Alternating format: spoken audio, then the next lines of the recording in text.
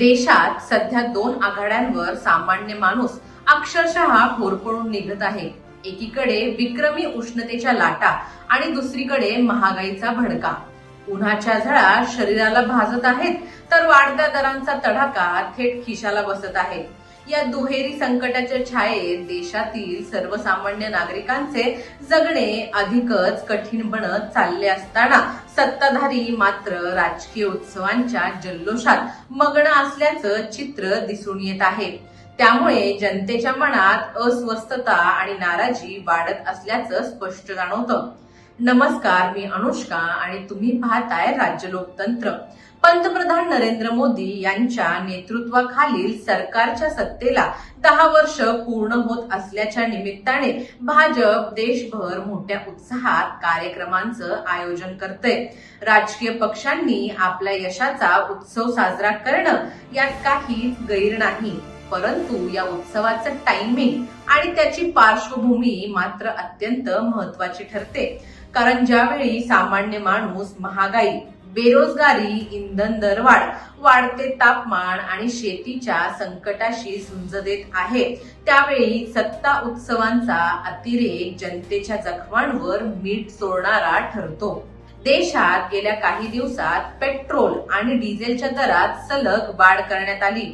जागतिक परिस्थिती, युद्धजन्य तणाव आणि तेल कंपन्यांचं नुकसान यांची कारणं पुढे केली जात असली तरी प्रत्यक्षात या दरवाढीचा सर्वाधिक फटका सामान्यांनाच बसत आहे. इंधन दरवाढ म्हणजे फक्त पेट्रोल, डिझेल महाग होणं इतकाच विषय नसतो. त्याचा परिणाम वाहतूक खर्चावर होतो आणि त्यानंतर भाजीपाला, धान्य, दूध, डाळी, खाद्यतेल अशा दैनंदिन जीवनातील प्रत्येक वस्तूच्या किमती वाढतात. परिणामी महागाईची एक मोठी साखळी परिणाम देशभर होतो. यात सर्वात मोठा फटका बसतो तो मध्यमवर्गीय आणि गरीब कुटुंबांना. आधीच घर खर्चाचा ताळमेळ बसवताना कसरत करावी लागणाऱ्या कुटुंबियांसाठी आता रोजचं जगणं अधिक जिकरीचं झालं आहे. शिक्षण, आरोग्य, वीज बिल, घर भाडं आणि प्रवास खर्च या सर्वच गोष्टी महाग होत असताना उत्पन्न मात्र त्याच जागी अडकून पडलं आहे. त्यामुळं सामान्यांच्या आयुष्यातील आर्थिक ताण अधिकच तीव्र होत चालला आहे. त्यातच यंदाच्या उन्हाळ्याने अक्षरशः कहर केला आहे. देशातील अनेक राज्यांमध्ये तापमानाने विक्रमी पातळी गाठली आहे. रस्त्यांवर दुपारच्या वेळी शुकशुकाट दिसतो. उष्माघाताच्या घटना वाढत आहेत. कामगार, शेतमजूर, बांधकाम कामगार, रिक्षा चालक आणि रोजंदारीवर जगणाऱ्या लाखो लोकांसाठी ही उष्णता जीवावर बेतणारी ठरत आहे. वाढत्या तापमानामुळे आरोग्याच्या समस्या वाढत आहेत. पाण्याची टंचाई तीव्र होतीये. अनेक भागात विजेचा वाढता वापर आणि अपुरा पुरवठा यामुळे नागरिक हैराण झाले आहेत. मान्सूनचे आगमन लांबणीवर पडल्याच्या बातम्यांनी जनतेची चिंता आणखी वाढवली आहे. शेतकरी आधीच पेरणीच्या तयारीत असताना डिझेल टंचाई आणि वाढत्या खर्चामुळे चिंतेत आहेत. शेती हा आधीच तोट्याचा व्यवसाय बनत असताना खत, बियाणं, औषधं आणि इंधन यांच्या वाढत्या किमतींमुळे शेतकऱ्यांचे कंबरडे मोडत चालले आहेत. सरकारने दिलासा देण्याऐवजी काही वेळा शेतकऱ्यांना दोषी धरण्याची भाषा केली जाते. हे अधिक वेदनादायक आहे. राजकीय नेतृत्वाने केवळ जागतिक परिस्थितीला दोष देऊन जबाबदारी झटकता येणार नाही. कारण जनतेनं सरकार निवडताना अपेक्षा ठेवलेल्या असतात त्या संकटात आधार देण्याच्या.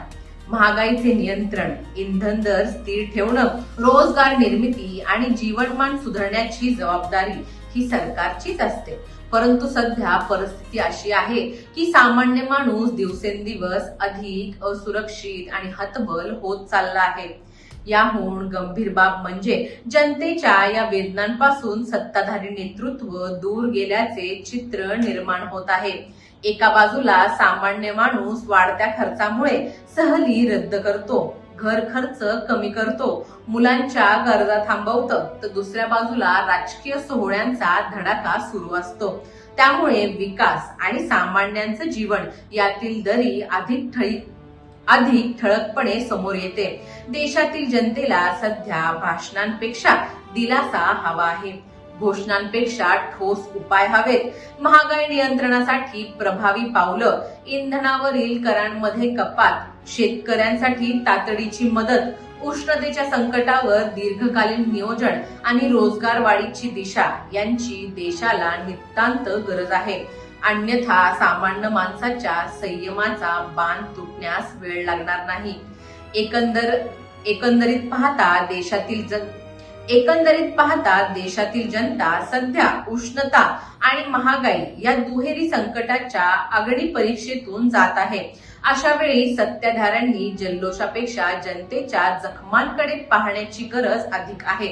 कारण लोकशाहीत सत्तेचा खरा उत्सव हा जनतेच्या चेहऱ्यावर समाधान दिसले तरच मांडला जातो.